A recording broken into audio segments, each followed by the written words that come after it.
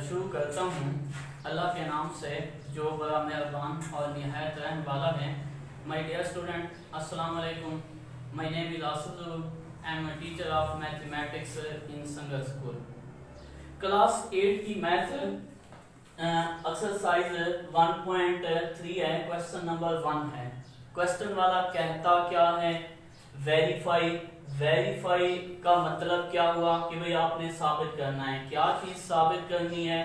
Commutative law of union and intersection through Venn diagram.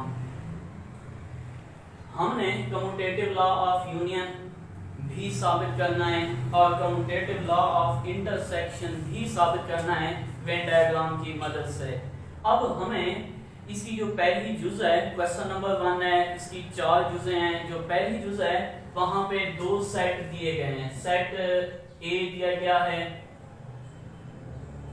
Set ए के जो elements हैं वो 3, 5, 7, 9, 11 एंड 13।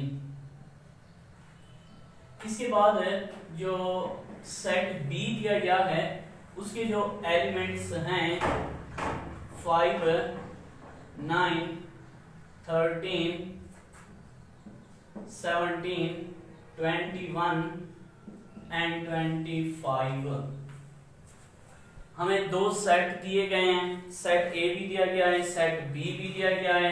अब क्वेश्चन वाले ने कहा क्या है, इन दोनों सेटों का आपने कम्यूटेटिव लॉ ऑफ यूनियन भी साबित करना है, कम्यूटेटिव लॉ ऑफ इंटरसेक्शन भी साबित करना है। मतलब ये हुआ इसकी फिर 2 हिस्से बनेंगे। जुज नंबर 1 के पहले हिस्से में हम कम्यूटेटिव लॉ ऑफ यूनियन साबित करेंगे, दूसरे हिस्से में हम कम्यूटेटिव लॉ ऑफ इंटरसेक्शन साबित करेंगे। अब 2 सेट ए और बी हैं, उनका commutative law of union A union B is equal to B union A बनेगा। हम उसे साबित करेंगे, लेकिन ये चीज तो साबित करना मसला नहीं है। अब जब हम ए यूनियन बी मालूम कर लेंगे, उसे वेन डायग्राम की मदद से भी हमने जाहिर करना है। ये वेन कौन था? इसका असल नाम जॉन वेन था। ये इंग्लिश रियाजीदान था। इसने क्या किया कि भाई 2 सेट हैं या 3 सेट हैं, इन दोनों सेटों का यूनियन मालूम करना है या इंटरसेक्शन है या उनका कम्यूटेटिव लॉ ऑफ यूनियन हमने साबित करना है। उसने कहा कि भाई हम 2 सेटों का अगर यूनियन मालूम किया हमने, यानी ए यूनियन बी हमने मालूम किया, उसको हम फिगर्स के लिए किस तरह से जाहिर करेंगे, ये चीज भी हमने इन दोनों सेटों का जब यूनियन मालूम कर लेंगे, उसके बाद हम वेन डायग्राम की मदद से भी उन दोनों सेटों के रिलेशन को देखते हुए हम क्लोज फिगर में किस तरह से जाहिर करते हैं वो भी देखेंगे। अब इसका पार्ट ए है। पार्ट ए में हमने क्या साबित करना है? Commutative law of union.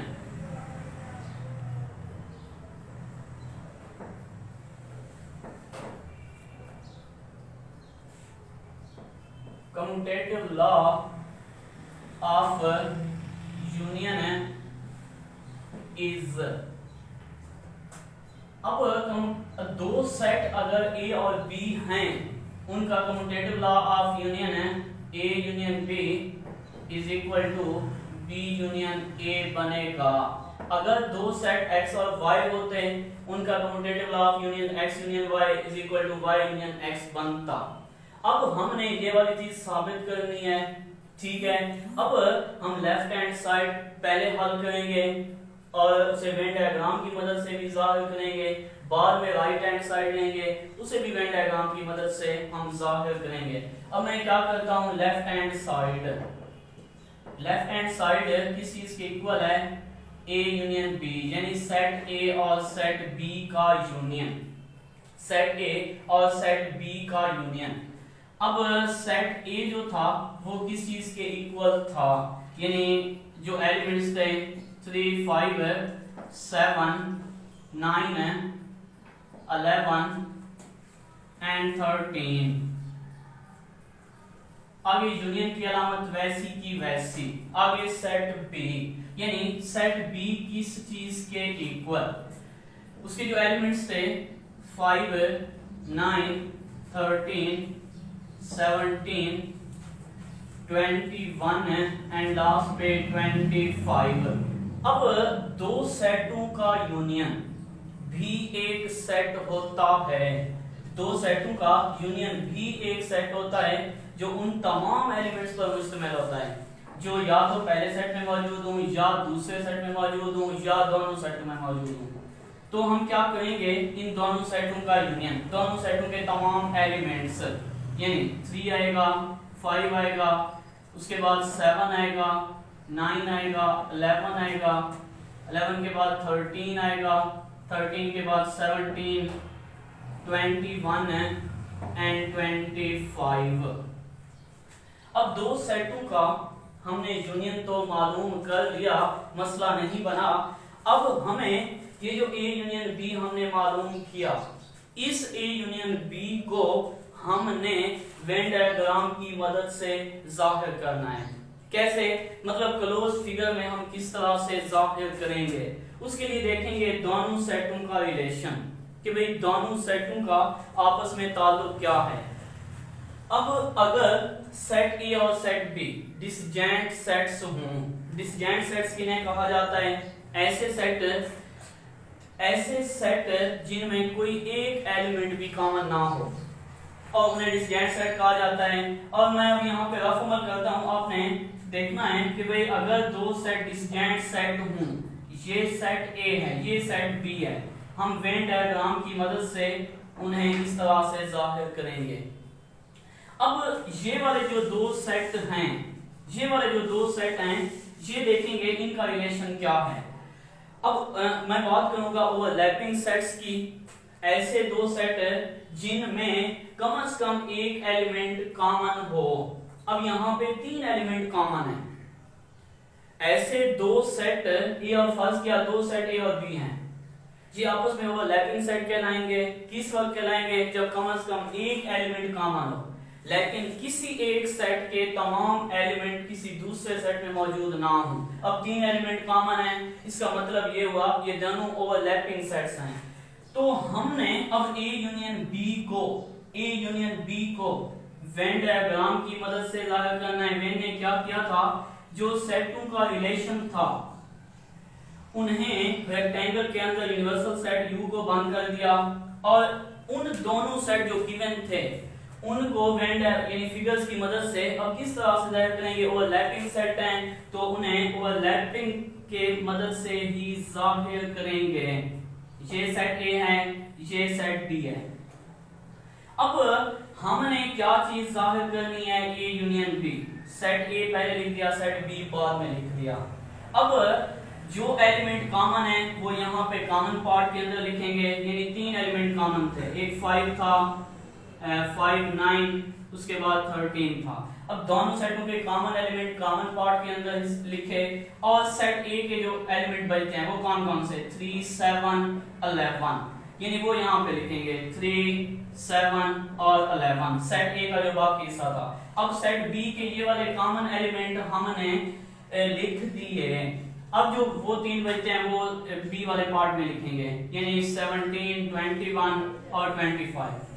अब दोनों सेटों का जब यूनियन मालूम किया था तो दोनों सेटों के तमाम एलिमेंट आए थे।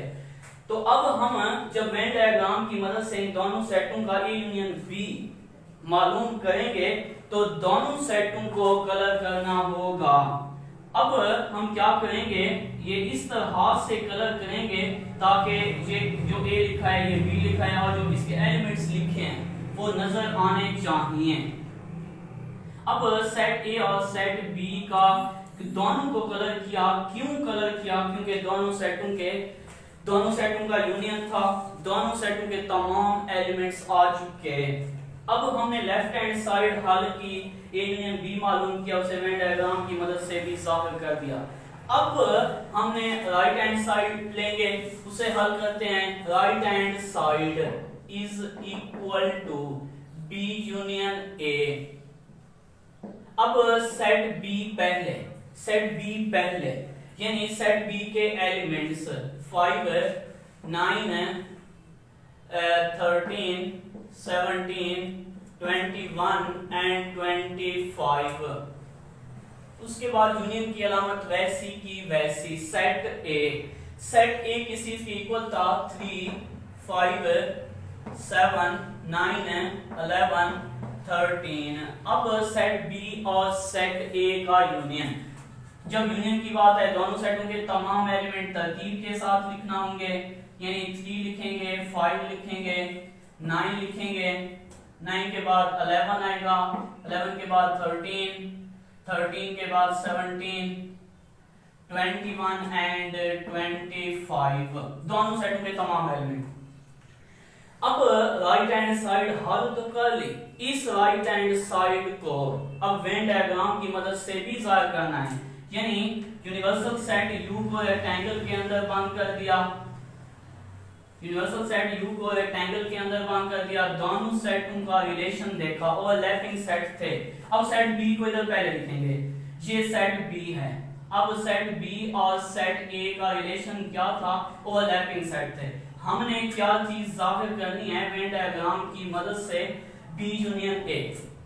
अब जो कॉमन एलिमेंट थे वो यहाँ पे लिखेंगे, यानी 5 था, 9 था, उसके बाद 13 था। सेट ए के जो एलिमेंट बच रहे थे वो 3 था, 3 के बाद 7 था और 11 था।